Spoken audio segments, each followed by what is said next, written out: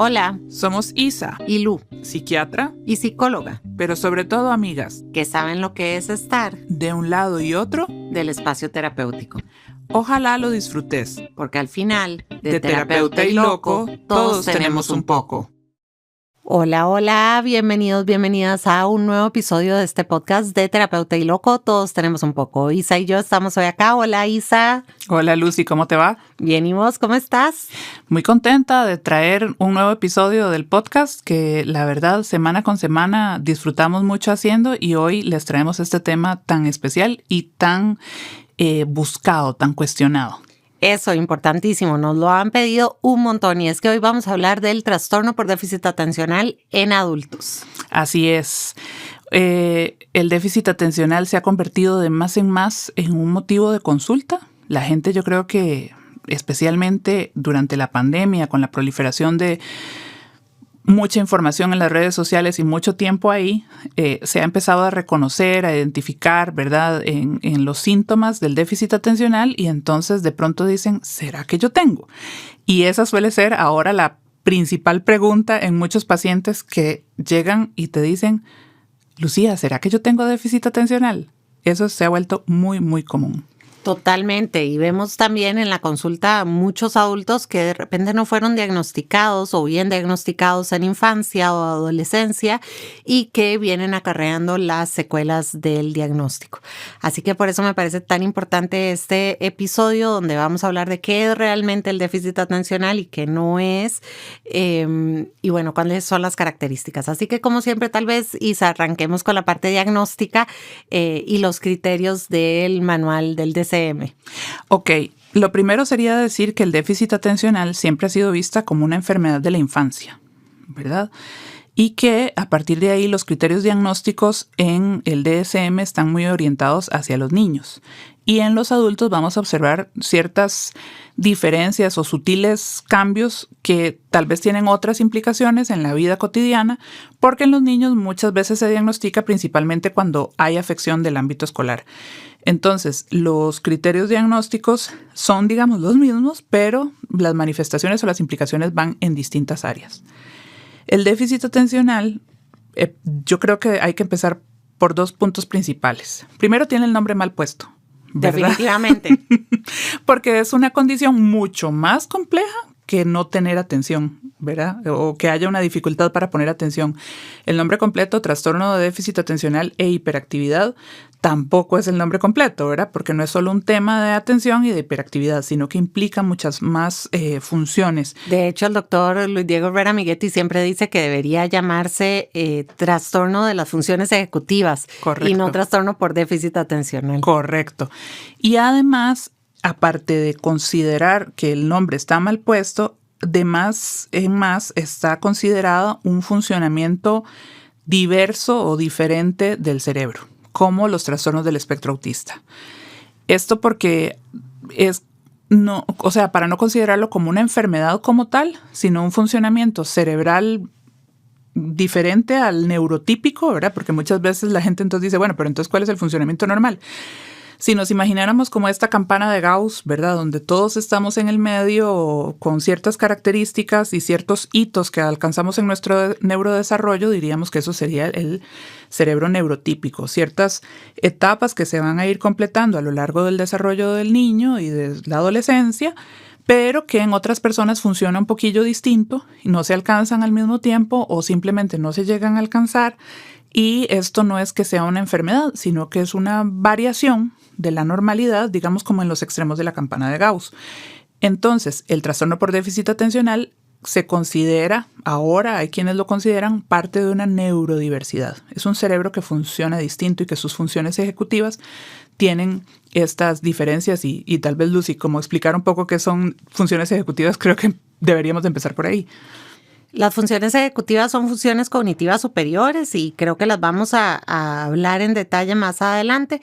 Son funciones cognitivas superiores que se encargan de organizar, planear, de la memoria de trabajo, la memoria no verbal de trabajo. Entonces, son como funciones muy específicas que vamos a ir viendo a medida que veamos los criterios.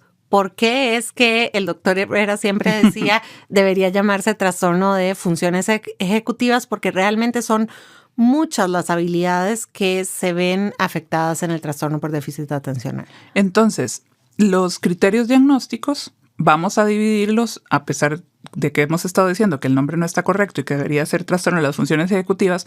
Los criterios diagnósticos se van a dividir en síntomas que corresponden a la falta de atención y en síntomas que tienen que ver con la hiperactividad y la impulsividad.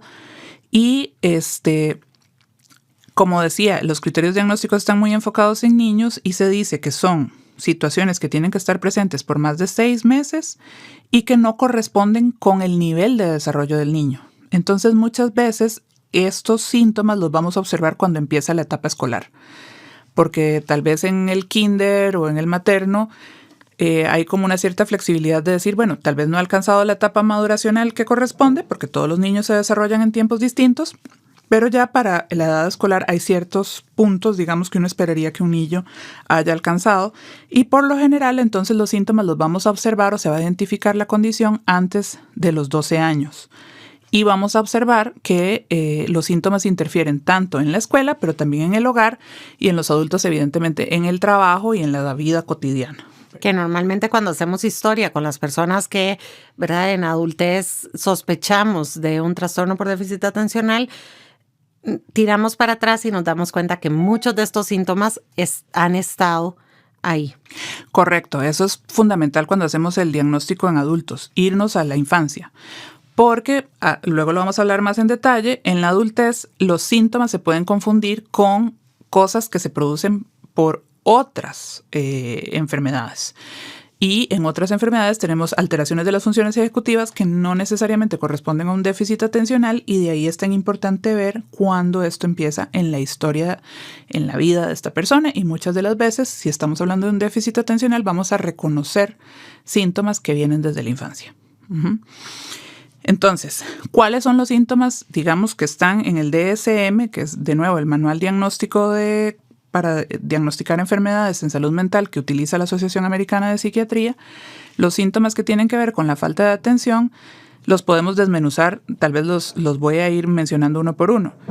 Que no presta atención a los detalles o comete errores por descuido en las tareas, tiene dificultad para mantener la atención en las tareas, parece no escuchar cuando le hablan. ¿Has visto estos chiquitos que las mamás los llaman fulanito, fulanito, fulanito y como que no fuera con ellos? Les cuesta seguir instrucciones o terminar las tareas. Dificultad para organizarse a la hora de hacer las tareas. Evita o no quiere participar en tareas que le requieren cierto esfuerzo mental, entonces de una vez las rechazan. Se distraen fácilmente, estos que las mamás dicen pasa una mosca y se quedó viendo la mosca, y se le olvidan hacer cosas en la vida cotidiana. Entonces vemos aquí que no es solo como que no pone atención cuando le hablas, sino que tiene que ver con muchas otras cosas, ¿verdad? Como de pronto organizarse para alistar el uniforme para ir a la escuela, ¿verdad? Uh-huh. Entonces no logran seguir la secuencia de coger la ropa interior, la camisa, el pantalón, las medias y los zapatos, y luego irse a bañar y lavarse el pelo, ponerse el acondicionador, ponerse el jabón, lavarse las uñas y salir y vestirse en un cierto orden. Esa tarea se vuelve una cosa catastrófica y que puede durar horas y que genera mucha irritabilidad en su entorno, ¿verdad?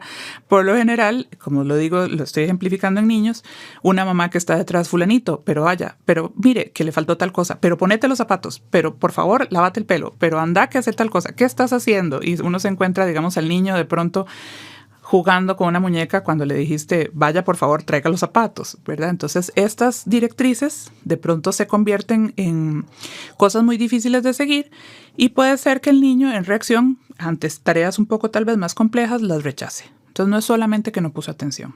Uh-huh. Y en adultos, entonces, estamos hablando de todas estas cosas que dijiste, que son baja tolerancia a la frustración, dificultad para controlar impulsos, ¿verdad? Esta parte de lograr inhibirse uh-huh. y lograr inhibir ciertas conductas, dificultad para organizarse, para planear, para seguir instrucciones, para poner atención. ¿Es así? Correcto. A mí me gusta mucho una imagen que usa una psicopedagoga que quiero mucho, que ella dice como que es que tuvieran en el cerebro un montón de ventanas abiertas, ¿verdad? Entonces estás viendo el árbol por allá, la montaña por allá, la nube por allá, la lluvia en el otro lado y el sol en el otro. y tu cerebro recibe todas las imágenes al mismo tiempo. Entonces no logras ordenar en cuál ventana quieres ver, porque de pronto lo que quieres pintar es el árbol. Pero como al mismo tiempo estás viendo el sol, la lluvia, las montañas y las nubes, no te logras focalizar en el árbol y no logras cerrar todas esas otras ventanas para ver el árbol. Entonces te están diciendo, dibuja el árbol y empezás a dibujar la nube. Entonces hay que aprender un poco cómo a cerrar esas otras ventanas para que tu cerebro se logre acomodar en la tarea que tiene puesta. Y como a veces sabemos que nos genera tanto malestar pensar en solo esa ventana, rechazamos dibujar. Decimos, no, yo no quiero dibujar porque yo no soy muy malo para dibujar. Pero lo que pasa es que en tu cerebro todas las imágenes se vinieron juntas y te cuesta como jerarquizar, digamos, qué es lo que tienes que hacer. Y porque además dentro de esta baja tolerancia a la frustración, y una de las cosas que no sé si la mencionaste, no me acuerdo, es dificultad para postergar la gratificación, que va muy de la mano con la baja tolerancia a la frustración que dijiste, ¿verdad? Uh-huh. O sea, me cuesta soportar hacer cosas que no me gustan uh-huh. para algo que quiero conseguir después. Por ejemplo, cuando sacamos una carrera, mentira que es divertidísimo pasar noches estudiando, hacer trabajos que tal vez no te gustaron todos, llevar algunas clases que no son tus favoritas, llevas unas que te encantan, llevas otras que no, pero uno lo sigue haciendo y uno sigue siendo consistente para poder alcanzar la meta. Pero muchas veces en el déficit de atención, y obviamente va a depender de la severidad, muchas personas con déficit atencional igual sacan carreras, pero lo que cuesta es esta postergación de la gratificación. Entonces, con el ejemplo que acabas de decir, ok, no voy a dibujar esto porque me genera malestar y no logro irme a esa gratificación de después, de que me voy a sentir mejor después de haberlo logrado. Me cuesta mucho postergarlo y me quedo frenado en, no, me genera malestar, pum, lo quito. Uh-huh. Y ahí es donde vemos que hay como una tendencia a desertar muy rápidamente de actividades, de situaciones, de proyectos en personas con déficit atencional, justamente por esta dificultad para postergar la gratificación y para tolerar la frustración que genera tener que hacer esto. Y en tal vez me estoy saltando un poquito ahorita lo de los criterios diagnósticos, que ya lo retomo, sucede mucho en el déficit atencional que hay un fenómeno de hiperfocalización a veces. Ajá. Que de pronto algo nos atrapa. Y entonces todas las ventanas como que se cerraron por arte de magia y nos llama la atención una sola. Y resulta tan atractivo y tan interesante que nos metemos y saltamos por la ventana, ¿verdad? Y nos zambullimos en ese mundo, pero en algún momento esa hiperfocalización termina. Entonces a mí me gusta usar este ejemplo con adultos. Es como cuando yo de pronto digo, ok, voy a hacer costura.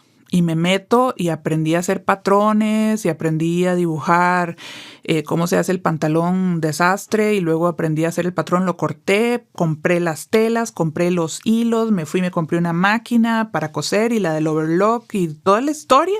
Monté un taller de costura y cuando ya voy a hacer la tarea, perdí el interés. Entonces almaceno todas las cosas de costura. Y después digo, voy a hacer el lettering y compro todos los pilots y todos los papeles chivísimas y los colores y las cosas escarchadas y otros que sean no sé cuánto. Y de pronto tenés todo el equipo para hacer estos diseños de letras preciosas. Y cuando ya te sentás a hacer es como, bueno, ya no. Y lo guardas. O se hace durante un tiempo y a veces las personas con edad tienen una capacidad impresionante uh-huh. para aprender tareas que les interesaron, claro. Y de repente desarrollan habilidades que uno dice, wow, ¿en qué momento? Pero una vez que la desarrollaron y que ya le hicieron a full, ya, chao. Exacto. Pasemos a la siguiente. Entonces tienen de pronto por eso, como colección de costurero, colección de la lettering, la colección de los cupcakes, la colección del maquillaje, la colección de, no sé, de los abalorios y la joyería, y así, ¿verdad, man? Al que le caiga el guante que se lo plante, ¿verdad? Y entonces no logran como desarrollar la tarea como a largo plazo, como de pronto decir, bueno, aprendí a hacer cupcakes y me voy a desarrollar un emprendimiento, sino que tienen almacenados, ¿verdad? Como cajones de las cosas que les interesaron por un tiempo y como vos decís, de pronto son súper artistas y se meten a hacer los videos y los tutoriales en YouTube y en otras cosas, llevan cursos y se interesan montones y pierden el interés una vez que alcanzaron el aprendizaje y no se esperan a gratificarse con el resultado de pronto de hacer esta tarea de forma sostenida por un largo plazo. Entonces como que pareciera que es esta gente que cambia de interés constantemente. Y en las historias uno lo ve, pasaron por 5 carreras universitarias o por cursos de todas las cosas, ¿verdad? No estoy diciendo que todas las personas que tengan esa historia tienen un déficit atencional, pero es una característica muy común, ¿verdad? Y acá también, para los que tienen hijos con déficit atencional, una queja típica, bueno, yo que trabajo con adolescentes, pero recuerdo en la época que trabajaba con niños, una queja típica es, yo lo veo en los videojuegos, que puede pasar 3 horas, pero no puede estudiar 15 minutos. Uh-huh. Yo lo veo hablando con los amigos y puede pasar un montón de rato, pero no puede hacer X cosa. Y es justamente esto. A todos nos pasa que es más fácil hacer aquello que nos gusta. Uh-huh. Y concentrarnos en aquello que nos gusta. Uh-huh. Lo que pasa es que en el déficit de atención, la capacidad de inhibir el deseo uh-huh. de ver para otro lado, de no prestar atención, es como estar en una charla aburrida. Una cosa es, ay, qué aburrido esto, qué pereza estar aquí, uh-huh. ¿sí? Y otra cosa es la persona que se levanta y se va a pesar de que tenía que estar ahí porque está aburrido y no lo soporta, o que se pone a hacer cualquier otra cosa y a jugar videojuegos en la charla porque no lo tolera. Uh-huh. Esa capacidad de inhibir el deseo y el impulso de hacer otras cosas en el momento que algo nos llama la atención, en el DEA no está. Uh-huh. Entonces, eso está fallando mucho y por eso esta hiperfocalización, ¿verdad? Está la hiperfocalización y además de eso la dificultad para mantener la atención en distintas tareas, incluyendo aquellas que no le gustan. Exacto. Y ahora, si pasamos a los otros síntomas que tienen que ver con la hiperactividad y la impulsividad, es muy característico ver personas o niños que mueven constantemente los pies, que mueven constantemente las manos, las retuercen, se levanta constantemente de la silla, está buscando mucha, digamos, estimulación física. Se levanta, mueven las piernas, mueven las manos, golpean el lapicero, ¿verdad? Corren, se trepan en todo lado. Es muy característico cuando uno ve a un niño en una consulta con predominio de síntomas de hiperactividad que uno siente que van a desarmar el consultorio. Se suben en la silla, bajan una cortina, te abren el librero, ¿verdad? Se mueven constantemente y tienen mucha dificultad para sentarse y jugar tranquilamente, ¿verdad? Como hacer una tarea quietos, pequeñito, sosegado, digamos, en una esquina. Hablan mucho, la gente lo describe muchas veces como que tuvieran un motor por dentro, ¿verdad? Y son personas que, de nuevo, les cuesta inhibirse, entonces les preguntan algo y responden antes de que terminen las preguntas, interrumpen, se meten en cosas, ¿verdad? Son como haciendo, no sé, una analogía, como un caballo desbocado, ¿verdad? Se mueven y van y a full velocidad. Uh-huh. Es interesante como una forma de canalizar esto es haciendo actividades motoras sencillas y automáticas. Por eso es que tal vez una estrategia de afrontamiento en los adultos con déficit de atención muchas veces es que siempre están moviendo los pies, que están moviendo las manos, que están jugando con el lapicero.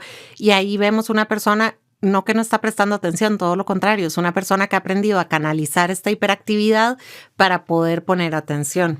Exacto. Y donde vamos a utilizar como una estrategia, tal vez adelantándome, los juguetes de estimulación sensorial, porque los pacientes mismos te lo dicen, cuando yo tengo eso en las manos logro poner más atención, uh-huh. porque toda esa necesidad, digamos, motora de estar así moviéndose de un lado para el otro, la logran canalizar a través de estos juguetes y eso les permite entonces que su cerebro, digamos, ponga atención en el canal adecuado porque el resto de su cuerpo está canalizando, digamos, toda esa energía en otro lado.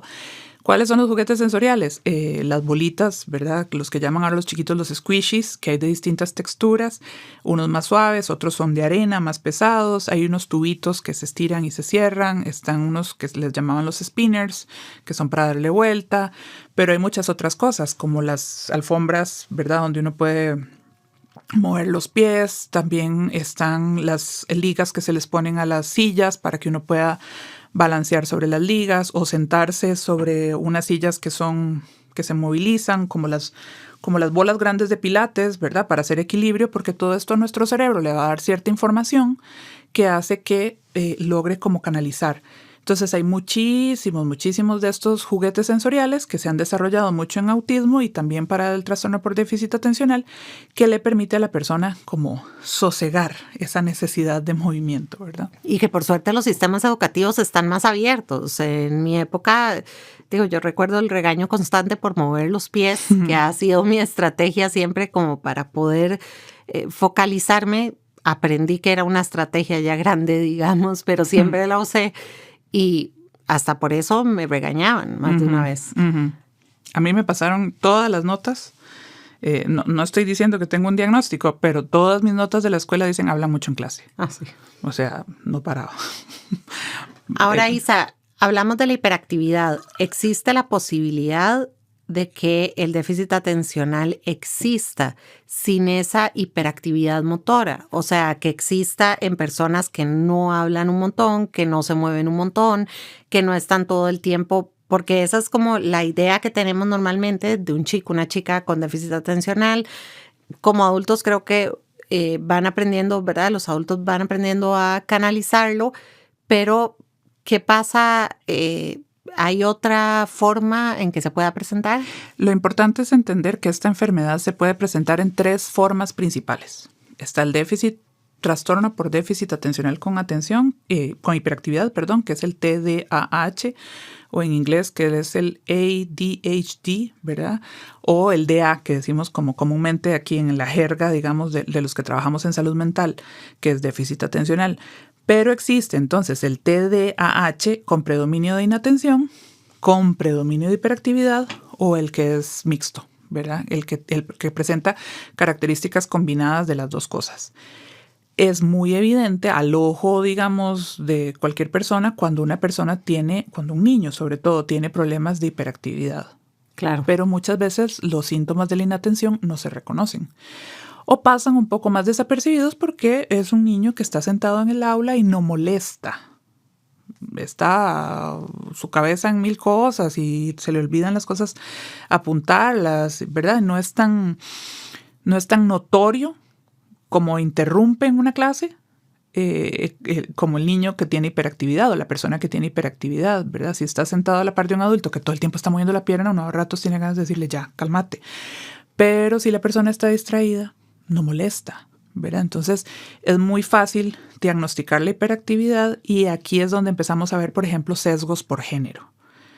Estas 3 divisiones de las características, digamos, combinadas, la hiperactividad o la de predominio de inatención, la vemos que en género es distinta. Las mujeres tenemos predominancia del tipo de inatención y los hombres del predominio de hiperactividad.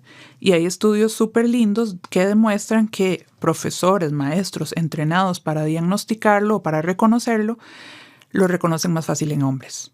Entonces en esto las mujeres vamos perdiendo, porque muchas niñas pasan subdiagnosticadas y señaladas por otras cosas, ¿verdad? Porque qué desordenada que es, qué distraída que es, pero no se ponen a pensar que de pronto hay una condición como un déficit atencional porque es más llamativo en hombres. Qué importante tener esto claro, ¿verdad? Y qué importante tenerlo claro tanto en escuelas, en colegios, como en ambientes de trabajo también, porque de repente, sí, tenemos mujeres con diagnósticos de un montón de tipos, ¿sí?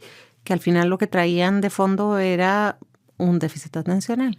Sí, y aquí tal vez señalar que el déficit atencional no tratado puede conllevar a muchas otras condiciones mentales que se asocian al déficit atencional, como la ansiedad o la depresión, por ejemplo.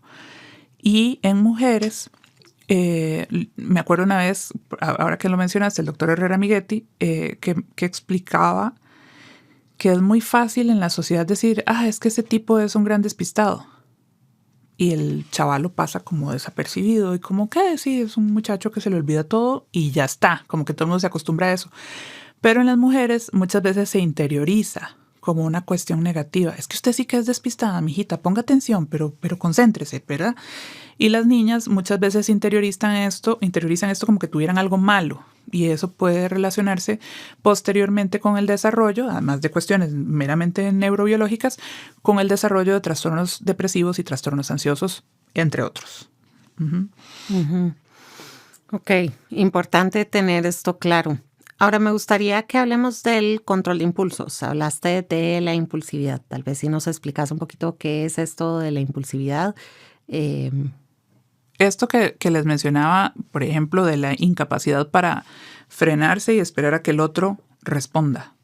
O de lo que vos hablabas también hace un ratito cuando hablábamos de la inatención, de esperarme para gratificarme después de completar una tarea. Hay una gran dificultad por frenar el impulso y esto hace que de pronto hayan conductas que pasan como por agresividad. Y muchos chiquitos, me acuerdo un paciente adulto que tengo que me decía, es que yo de chiquito era muy malo, me portaba muy mal. Y no era que se portaba mal. Yo le trataba de explicar a él que su cerebro probablemente estaba con toda la curiosidad de saber qué pasa si yo hago tal cosa y voy a experimentar y le hago una zancadilla a ese chiquito a ver qué pasa. O le voy a correr la silla, porque es un cerebro que está tratando de aprender y a través de la experiencia lo hacen y no logran frenarse y decir, bueno, no, si yo hago esto, el compañerito se puede caer, se puede golpear y le va a doler. Y no es porque no sean buenas personas o porque no sean empáticos, sino porque no logran frenar como ese impulso de esto, de experimentar. Entonces interrumpen, hablan mucho, golpean, son inquietos y esa dificultad para frenarse es lo que conocemos como impulsividad. Esto cuesta mucho a veces entenderlo y entonces hay chiquitos que son vistos o adultos que son vistos como personas, rudas, groseras, descorteses, que te interrumpen en la conversación constantemente. Torteros. Y es esta dificultad para frenar, ¿verdad? Esa impulsividad. Russell Barkley, que es un investigador top del déficit atencional, hay un ejemplo que usa que me gusta mucho en adultos y él dice, ok, están en una reunión de trabajo y el jefe está gritándoles y, ¿verdad?, se está poniendo como agresivo y feo. La persona con DEA es la persona que se levanta, lo manda al carajo, le dice al jefe que todo lo que está diciendo está mal, que le pasa, que cómo se le ocurre. Esa es la persona que termina despedida. Pero todo el resto de personas en la mesa estaban pensando exactamente lo mismo que esa persona, solo que esa persona no tuvo la capacidad para filtrarlo y quedarse callado y aguantarse la gritada y quejarse después con la pareja o en otro contexto. Exacto.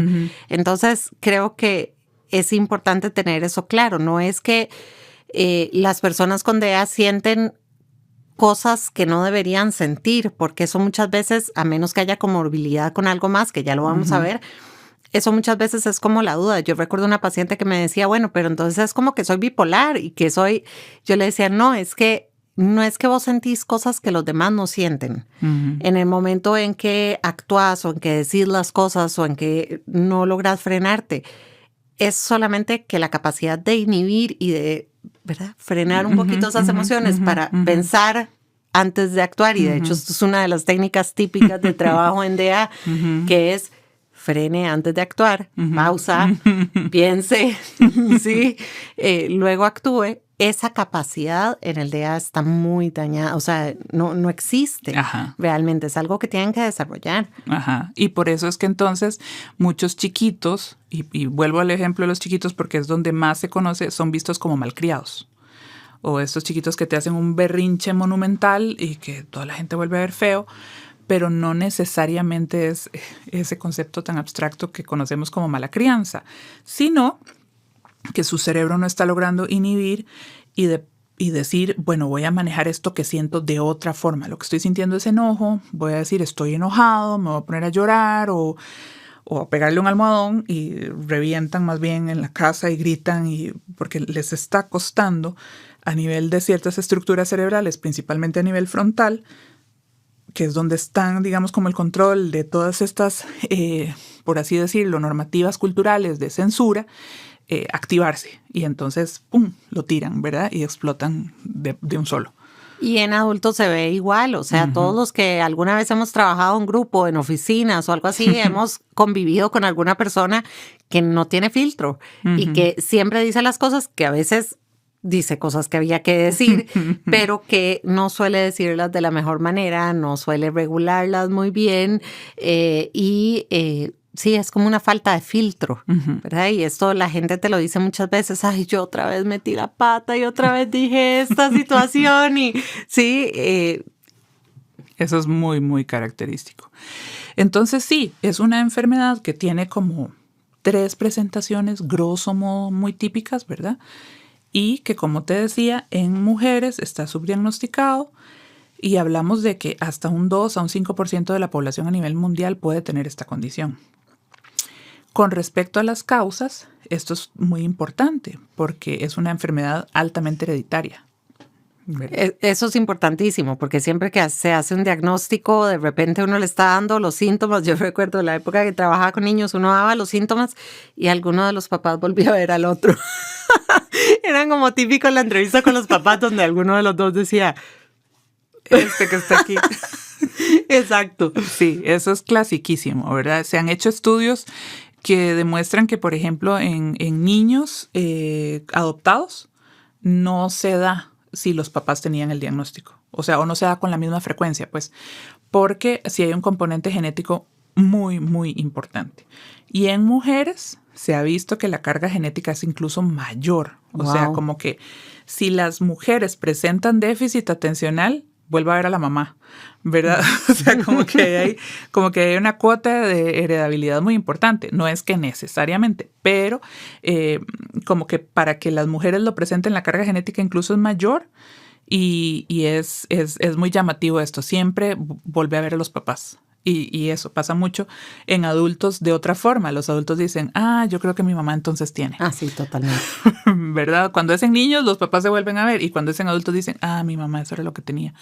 Eso pasa muchísimo, ¿verdad? Entonces la causa en gran medida es genética. Ahora, Isa, a mí me gustaría que repasemos un poco los síntomas enfocados más a adultos, en cómo se ve, cómo se puede ver en el día a día de una persona adulta, porque en niños, como vos has dicho, ¿verdad? Hacemos los ejemplos en niños porque es donde tenemos mucha más información. Correcto. En adultos queda como muy en el aire y entonces la gente dice, sí, bueno, yo era más o menos así.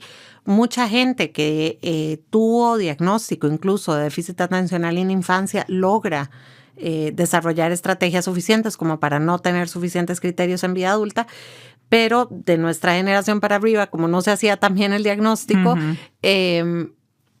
creo que a muchos adultos de repente empieza a resonarles el decir, y como vos decís, o sea, el decir, tal vez ese soy yo, y como vos decías, cada vez tenemos más personas en consulta viniendo por este trastorno. Sí, en los adultos vamos a ver la impulsividad, lo que vos decías, digamos, en el escenario laboral, ¿verdad? Que es muy típico, o esta persona que de pronto dice, uy, gasté un montón de plata en tal cosa, o compré un viaje para tal lado, ¿verdad? ¿Será que soy bipolar y estoy maníaco? Y no, ¿verdad? De pronto la cosa va por otro lado, que es como esa dificultad para decir, bueno, acabo de hacer este gasto, voy a ahorrar y después hago esta otra cosa, sino que se van, ¿verdad? De bruces. También son personas que tienen mucha dificultad para organizarse y para priorizar estas cosas, ¿verdad? Como diciendo, bueno, no voy a comprar esto porque necesito en la casa arreglar tales y cuales cosas y pintar y hacer no sé qué. Y entonces como que planear esto y organizarse les resulta muy complicado.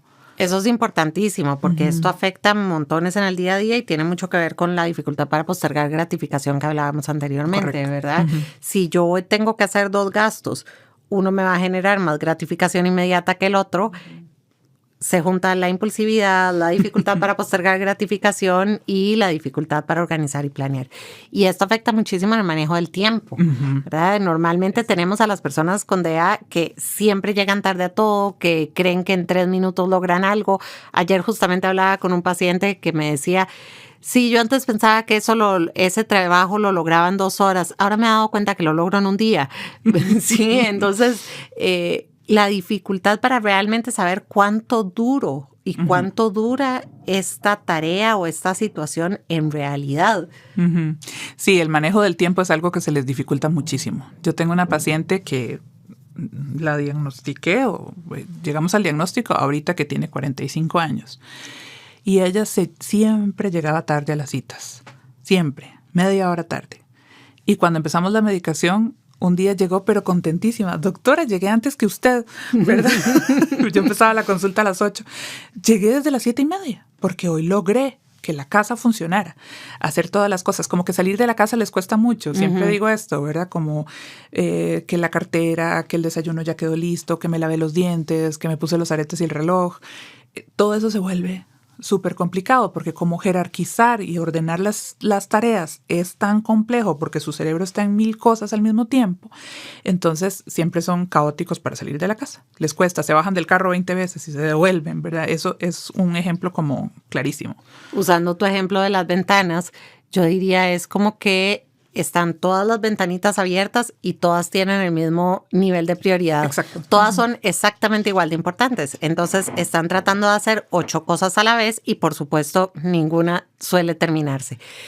Y mucha gente dice, no, sí, yo las termino, pero normalmente o las terminan con muchos errores, que es otra de las cosas que suele pasar, una dificultad para supervisar los propios errores. Entonces andan en automático y ya, ok, hoy logré hacer todo y se les empieza a señalar un error, otro error, otro error. Y a veces el mismo error no tienen la capacidad de darse cuenta que cometieron ese error. Así es. Porque es en ese, en ese atarante tal vez y en esa dificultad para priorizar y en esa dificultad para frenar e inhibir ciertas conductas, no ven ni siquiera los errores que se cometen en esas 8 tareas. Entonces, por lo general te dicen, yo lo logro, yo hago 8 cosas a la vez, pero yo lo logro. Y no. No, en nuestra sociedad que está tan venerado, tal vez, de forma muy extraña, el multitasking, ¿verdad? Estar uno ocupado en muchas tareas, las personas con déficit atencional tienen mucha dificultad para hacer esto, porque no logran como terminar entonces los detalles de todas las tareas en las que están involucrados y van dejando las cosas a medio palo. Entonces, esto les genera mucho malestar y tienen mucho malestar planeando, digamos, como qué es lo que voy a hacer. Bueno, hoy en la mañana voy a ir a la oficina, después de que salga de la oficina voy a ir al supermercado y después de que salga del supermercado voy a recoger a los chicos a la escuela y después vengo, hago tareas con los chicos, hago la cena y nos vamos a dormir. Hacer eso los abruma, porque como vos decís, en su lista de prioridades están todas las cosas al mismo tiempo. Entonces, planearlas cuesta mucho y se involucran entonces en muchas cosas porque dicen, sí, pero entonces mientras voy para la oficina, entonces voy a ir haciendo no sé qué en el teléfono, voy a ir llamando tal, voy a ir grabando una nota que me recuerde lo que tengo que hacer de no sé qué, no sé cuánto, y voy a ir haciendo la lista del supermercado con la Alexa y de pronto no hicieron nada, se les olvidó la mitad de las cosas. Y esta como cuestión a nivel mental se traduce también en un exceso como de actividad, como una cierta intranquilidad. Esto uno lo ve también mucho en el ámbito laboral, como en este compañero que tenés que pasa caminando por toda la oficina y les encanta tener pizarras y escriben por aquí, escriben por allá y pasan de escritorio en escritorio y no logran estar sentados en una reunión quietos tomando nota, un poco como en paralelo con lo que les pasa siendo niños. Es una necesidad de moverse a nivel cerebral y a nivel físico, por así decirlo. Totalmente. Y en esto que decías del montón de tareas, cuando hablamos de funciones ejecutivas les dije que era la memoria de trabajo verbal y no verbal. La memoria de trabajo es la capacidad que tenemos para agarrar información, sostenerla temporalmente en nuestra mente para trabajar con esa información. Si vos me das un número de teléfono, yo tengo que decir, ok, 22 24 73 41, 22 24 73 41, 22 24, suficiente tiempo como para llegar a anotarlo. Pero si yo tengo un DA y estoy 22 24 73, ay mira, está rayada la mesa y tiene tal cosa, 22 34, 22, ¿cómo? Ajá. Entonces, esa capacidad para sostener información de forma temporal, poder trabajar con esa información para dar una respuesta está muy afectada en el déficit atencional. Entonces, por eso es que mandan a la persona con 7 cosas a comprar en el súper y vuelve con 2 y 3 que no estaban en la lista. O, como vos decías, van tratando de hacer con Alexa la lista, hacer la otra cosa, pero hicieron 7 cosas que no eran las que tenía que hacer y las que inicialmente había planeado posiblemente. Y la otra cosa es que en esta hiperfocalización a las cosas que les gusta o les interesa, muchas veces, o casi siempre, se dejan de lado las cosas que no interesan, al punto de que literalmente se pueden olvidar. Ah, sí. O sea, literalmente pueden desaparecer de la memoria hasta el momento en que te dicen, hiciste tal cosa. Ay, yo iba a hacer eso, ¿verdad? Y es como que puede venir la imagen y el pensamiento de que tenía que hacerlo, pero realmente la persona lo borró completamente porque no estuvo en su camino de visión en ese momento en que estaba muy focalizado en algo. Y eso empeora muchísimo si hay situaciones de estrés. Claro. Entonces, los adultos que vivimos en un estrés constante en la sociedad moderna, estos síntomas van a ser más acusados. Y esto se traduce, por ejemplo, en la adultez, en muchos problemas de pareja. Te dije que por favor fueras al súper y compraras el arroz y los frijoles porque mañana ocupamos hacer gallo pinto. Y viniste con leche, ¿verdad? Con eso no puedo hacer el gallo pinto. Y el otro responde, ay, es que se me olvidó. Pero ¿cómo se te va a olvidar si te dije que el almuerzo mañana, que taca, taca, taca, ¿verdad? Y eso genera mucho roce. Y la persona no lo hace ni porque no le interesa, ni porque no le importe, ni porque no quiera, sino porque de pronto su cabeza se focalizó en otra cosa y pensó en la leche porque quería comer cereal y eso fue lo que le interesó. Estoy poniendo un ejemplo muy burdo, pero un poco es eso lo que pasa. Real. Uh-huh. Y entonces estos, digamos, estas situaciones de hiperfocalización, esta dificultad de planear las tareas y de seguir los pasos de una tarea, también se acompaña de mucha frustración, a la cual tienen poca tolerancia, por lo que vos explicabas, y esto se acompaña a su vez de cambios de humor muy drásticos y muy bruscos y muy rápidos, porque de pronto se pueden enojar consigo mismos o enojar con la reacción de las otras personas, se pueden entristecer y sentirse muy mal por no haber hecho algo. Entonces pasan, ¿verdad?, en un revoltijo constantemente. Que de nuevo es importante aclarar que no son emociones que no calcen con la situación, no es que tienen una depresión, una bipolaridad, porque a veces lo sienten así, sino que son emociones que sí calzan con la situación, pero que la persona las está viviendo sin filtro y sin capacidad de regularlas. Hay un estudio que, pensando en esto, no tuve chance de leerlo, pero que se está empezando a hacer. Llevamos 10 años con los teléfonos inteligentes y en estos 10 años se ha empezado a estudiar, porque realmente tenemos poco tiempo para estudiar los efectos a largo plazo de el estar nosotros en multitasking constantemente y de si está incrementando algo muy similar a un déficit atencional en adultos que tal vez no es de origen en infancia, pero vivimos en multitasking constante, vivimos prestando la atención a todo y a nada a la vez, hiperfocalizados en algunas cosas, dejando de lado otro montón de cosas. Entonces es algo que ya se está empezando a estudiar de cómo nos está impactando este estilo de vida moderno y estar en absolutamente todo. No prestamos atención más de 2 minutos a un video, sí, porque pasamos a veces de verdad, hay videos, está muy largo, chao, y ni siquiera se ve, no estamos realmente en lo que estamos, sino que estamos en todo, pero nada a la vez. Ajá, escuchando los mensajes de WhatsApp en 2X, Ajá, por ejemplo, porque tengo que terminar este audio que me mandaron, que es larguísimo y es de 1 minuto. Ajá. ¿Verdad? ¿Usted por qué? ¿Verdad? Porque me manda audios. Yo mando podcast por audio, Sí, pero entonces también. hay gente que me dice como, ay, perdón, mandé un audio muy largo y son 3 minutos. Y yo, pero, o sea, en una conversación podemos hablar 3, 5 minutos, 10 minutos, no pasa nada. Y vamos así en un acelere total. Y ciertamente, aunque no se han terminado de hacer los estudios de cuánto nos impacta la tecnología, sí se ve que hay un impacto. Claro. Y en personas con, por ejemplo, déficit atencional, la gratificación inmediata que tienen estos videos, que son súper rápidos, para hablar principalmente, por ejemplo, de la plataforma del TikTok, donde pasas y pasas y pasas y pasas videos, uno sabe que cada video es gratificante, digamos, a nivel cerebral. Entonces las personas fácilmente se enganchan, es como una droga. Y empezás a verlos, ¿verdad? Y cuando te das cuenta llevas 1 hora viendo videos que no te dejaron absolutamente nada y probablemente ni te acordás del montón de ellos, y si acaso de uno que te hizo mucha gracia. Pero ese estímulo constante en niños también hace que sea más difícil tolerar el hacer una tarea larga, en adultos también, en llevar todos los pasos de una tarea y postergar la gratificación, porque las pantallas te dan gratificación constante. Lo mismo con los juegos de video. Los chicos se enganchan con los juegos de video porque son altamente gratificantes y además muy estimulantes. Todas las figuras, ¿verdad? Sobre todo ahora que son unos dibujos que, ¿verdad? O la realidad virtual, que son súper atrapantes, son muy gratificantes y captan tu atención inmediatamente. Entonces, no vemos los efectos, pero esto sí, digamos, viene a entorpecer y a embarrielar mucho la cancha de personas que tienen esta condición porque se enganchan muy fácil ahí.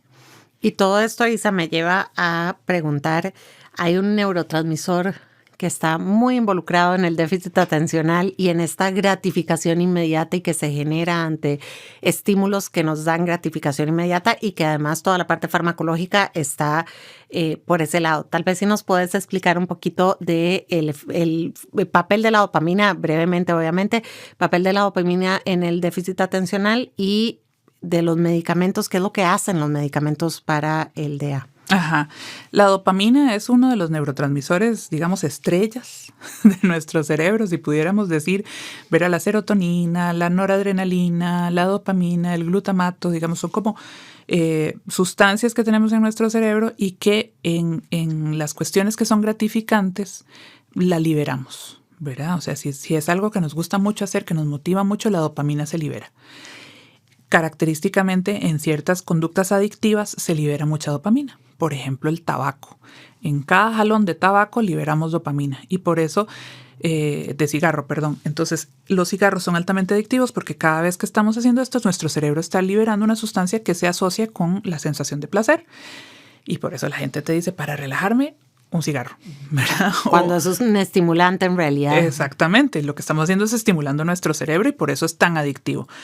Entonces, en el déficit atencional, este sistema, digamos, de gratificación está hecho un desorden, por así decirlo, y nuestra dopamina no está logrando como canalizarse adecuadamente para las funciones que tienen que hacerse. Entonces, lo que buscamos son estimulantes, digamos, a nivel neurológico a través de las sustancias que aumentan la dopamina, pero en ciertas partes del cerebro, por así decirlo, que nos permitan concentrarnos. Entonces suena como muy loco cuando uno dice, voy a darte un estimulante. Pero ¿cómo le van a dar un estimulante si más bien pasa súper inquieto ¿verdad?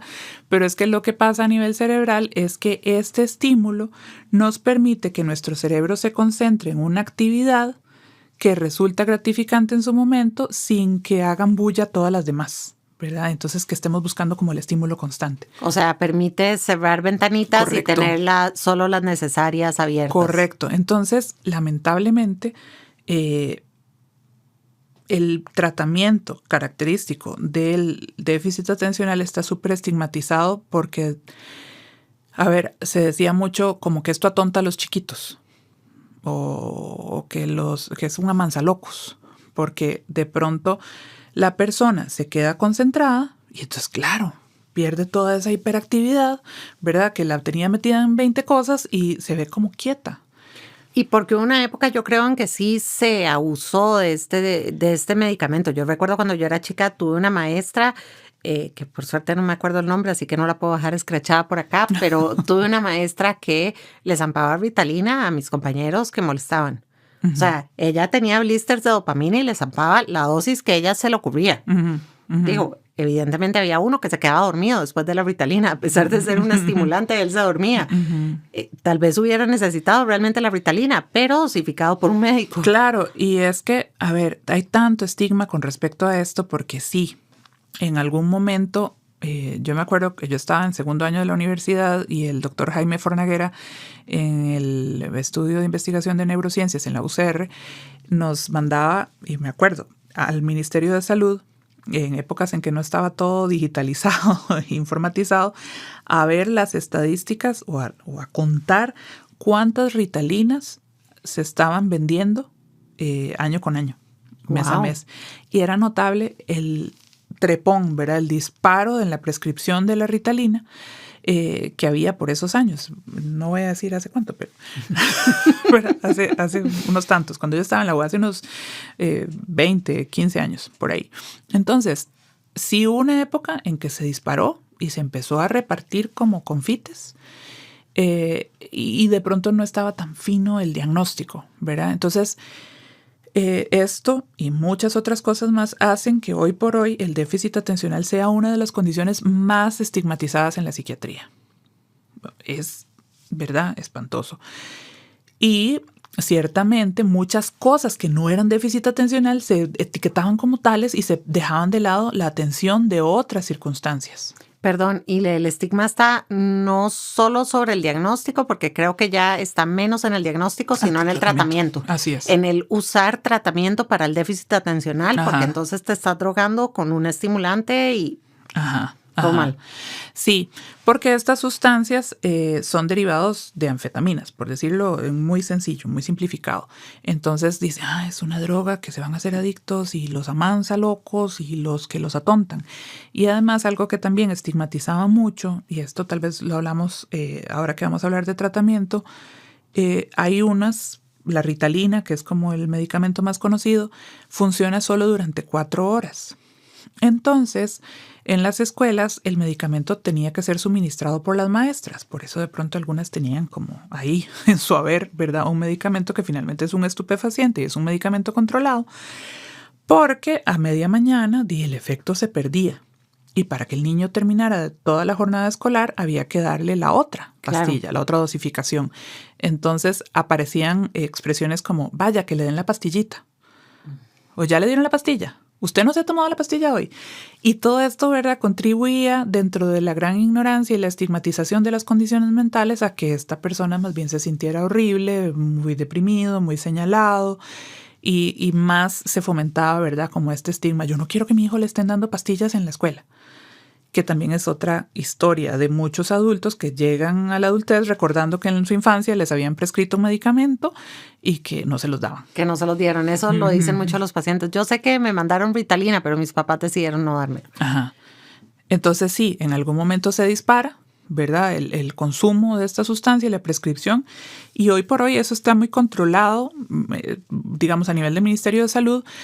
Y las compras, digamos, o el ingreso de estos medicamentos en el país está constantemente monitorizado y medido, ¿verdad?, para que no haya un abuso, porque también algunas personas abusan de la Ritalina en particular para ayudarse. Y esto en Estados Unidos es un gran problema con una droga que aquí no existe, que es el Adderall, ¿verdad?, que se sabe que en muchas personas aumenta como su funcionamiento cognitivo, tiene un efecto euforizante, ¿verdad?, por esta cuestión del placer a nivel dopaminérgico, y les ayuda a concentrarse mucho. Y en las universidades estadounidenses hay mercado negro, he sabido que hay mercado negro. Y hay un gran problema, porque entonces, por ejemplo, los que trabajan en la bolsa, son personas que pasan muchas veces con estos medicamentos a altas dosis y pasan despiertos y haciendo cálculos y haciendo cosas, ¿verdad?, a un muy alto nivel.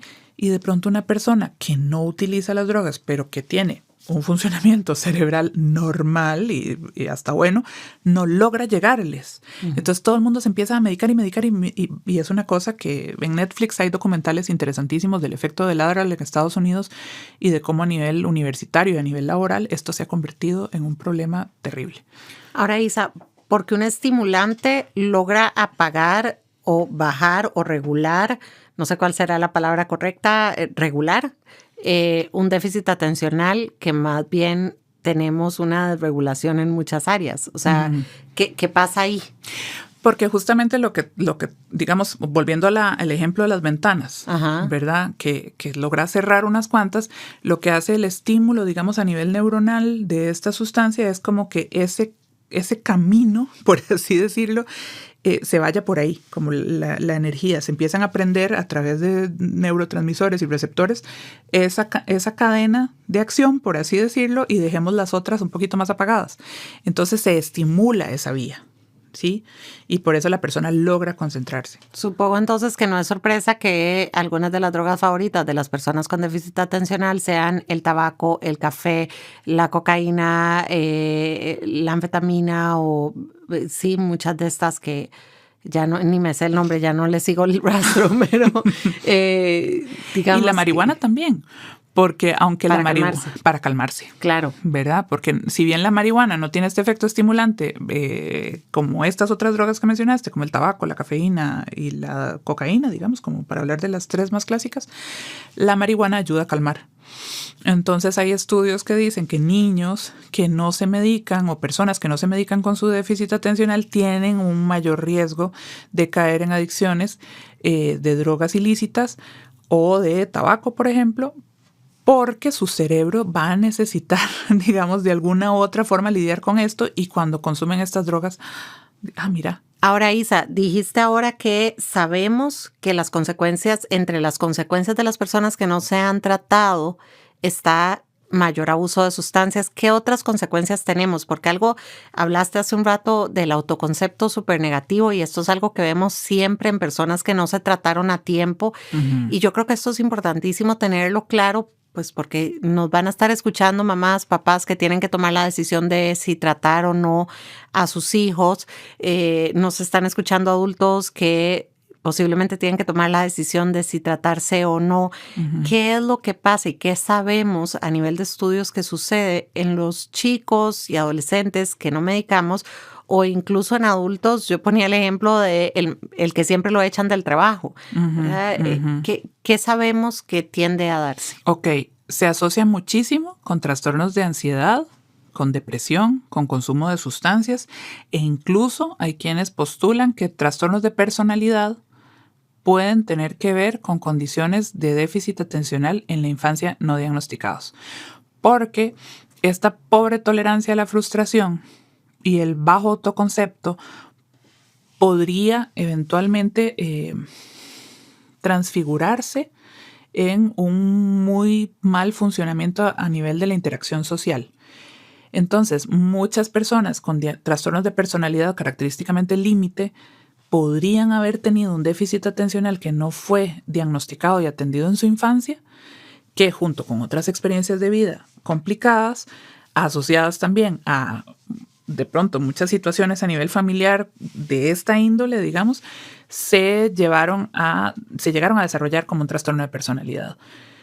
¿Sí me explico? Cuando hablábamos de trastorno límite de la personalidad, por ejemplo, decíamos que es multicausal. Correcto. Y de repente una de esas tantas causas que tienen que juntarse podría ser un trastorno por déficit atencional sin diagnosticar. Ajá, porque sus funciones ejecutivas no están bien desarrolladas. Claro. ¿Verdad? Y entonces hay muy poca tolerancia a la frustración, hay un muy bajo autoconcepto, hay rechazo social porque sos el disruptivo, inquieto, que no pone atención. Y esto puede llevarnos a la configuración de un trastorno de personalidad, pero también a trastornos ansiosos, a trastornos depresivos, a consumo de sustancias, a muy mal manejo de la ira. Y esto a su vez repercute en actividades a nivel laboral, personas que cambian constantemente de trabajo, a nivel de la carrera profesional, personas que pasan de carrera en carrera o que no logran culminar sus estudios, a nivel también de las relaciones de pareja, ¿verdad? Esto en la vida cotidiana, ¿verdad? A nivel doméstico, esto que yo te decía, la gente que no logra salir de la casa, que no logra organizarse, entonces esto provoca problemas de pareja o en la dinámica familiar, ¿verdad? Ahí es donde vamos a ver mucha de la cola que va a traer un déficit atencional sin atenderse y que muchas veces entonces las personas llegan a la consulta no por el déficit atencional, sino por un trastorno de ansiedad.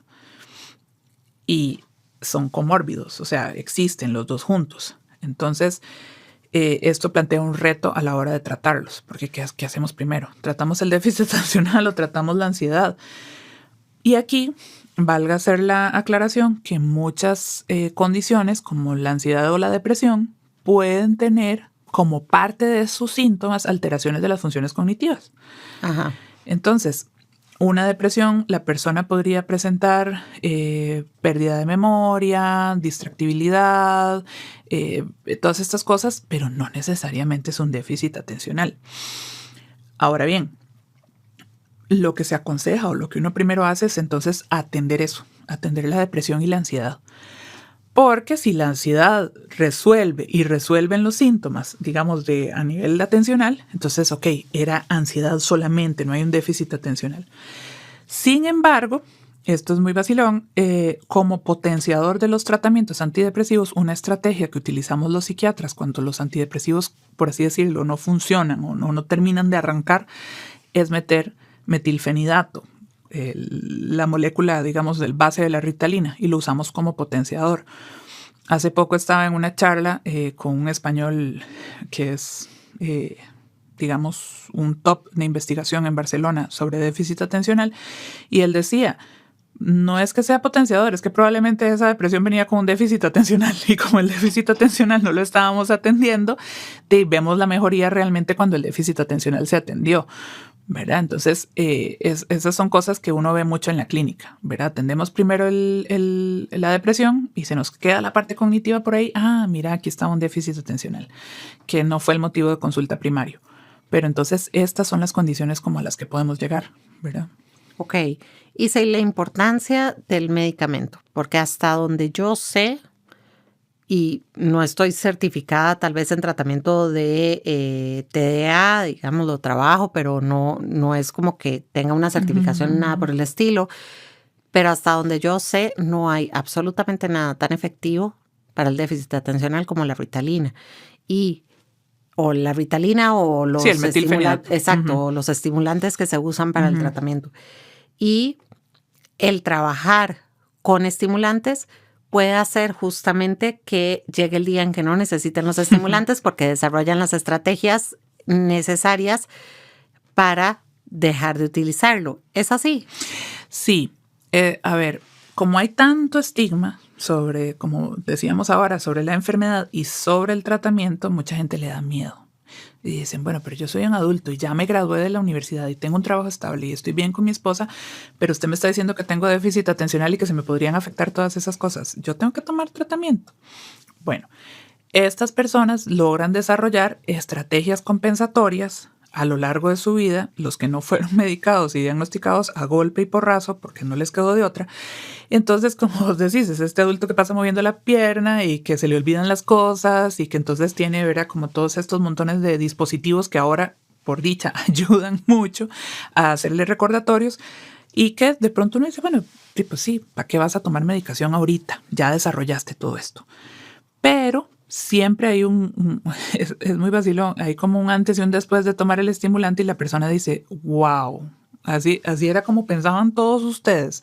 Me pasó hace poco con una estudiante de medicina que ella venía súper frustrada de que ella decía, ¿por qué a mí me cuesta tanto? Yo siento que tengo que hacer como el triple o 10 veces más el esfuerzo de mis compañeros para poder aprenderme algo, y ahora que me tomo la Ritalina digo, es que era así, ¿verdad? Entonces, siempre van a ver el beneficio. Y sí, como decíamos que esto es una cuestión muy biológica, ¿verdad? El tratamiento farmacológico siempre va a ser, digamos, un parteaguas, es un momento, digamos, decisivo.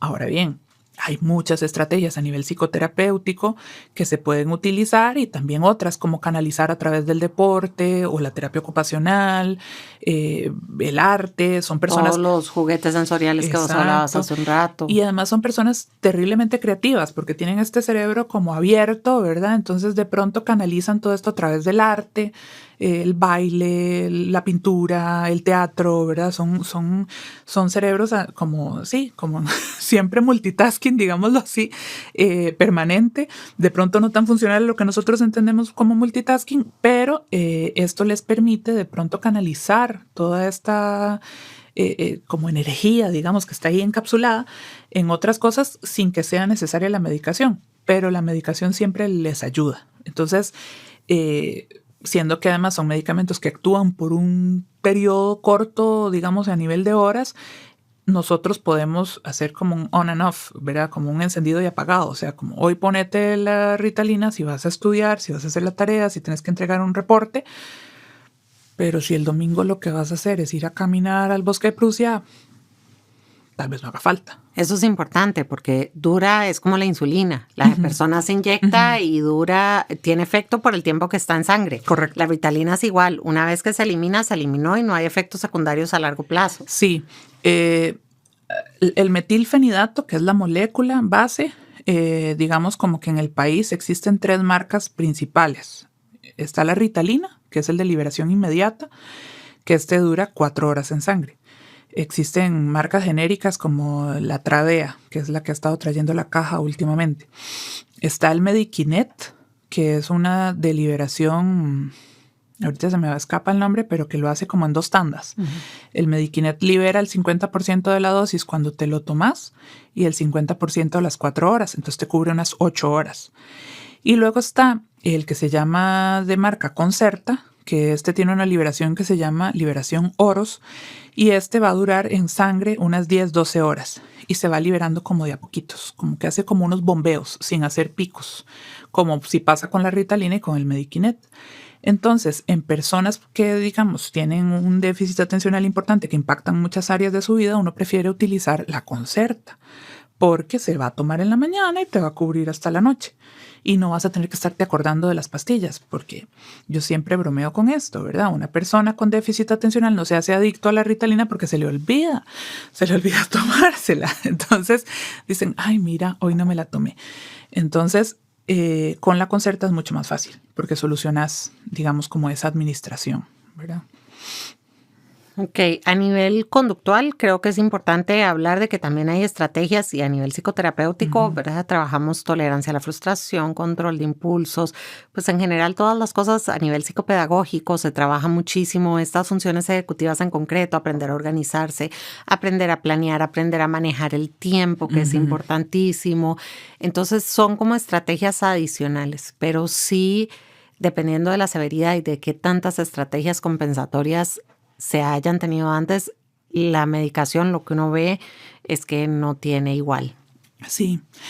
Y yo creo que, tal vez como que quede de mensaje en este episodio, el déficit atencional es una condición neurológica real, de origen genético en su gran parte, que ciertamente se puede confundir con otras situaciones a nivel, digamos, de la infancia, como maltrato infantil, negligencia, como cuadros ansiosos, otros trastornos del desarrollo a nivel, depresión infantil, ¿verdad? Depresión infantil, en los adultos también, con alteraciones cognitivas de otra índole y de otro origen. Pero de que es una condición que existe, que es real y que además está siendo ampliamente estudiada. Por mencionar un ejemplo, ahora hasta se habla de la microbiota intestinal en personas con déficit atencional que podría ser diferente, un poco como pasa en el trastorno del espectro autista, ¿verdad? Que hay una microbiota ahí particular y que de pronto podríamos encontrar hasta opciones terapéuticas muy innovadoras ahí. Es un tema de estudio que lamentablemente está muy estigmatizado, pero que es una condición que afecta a muchísimas personas y que les dificulta muchísimo la vida en la escuela, en la universidad, a nivel familiar, a nivel laboral, a nivel de pareja, y que tiene un tratamiento que es sencillo, que es seguro, que está amplísimamente estudiado y que sí, está muy estigmatizado, pero ojalá logremos superar eso. Para ir cerrando, Isa, ¿quién hace el diagnóstico? Porque esto es algo que me han preguntado muchísimo. Uh-huh. O sea, ¿a quién voy si necesito un diagnóstico? Si creo que tengo un déficit atencional y necesito que me hagan el diagnóstico, ¿dónde voy? Donde un psiquiatra, sí.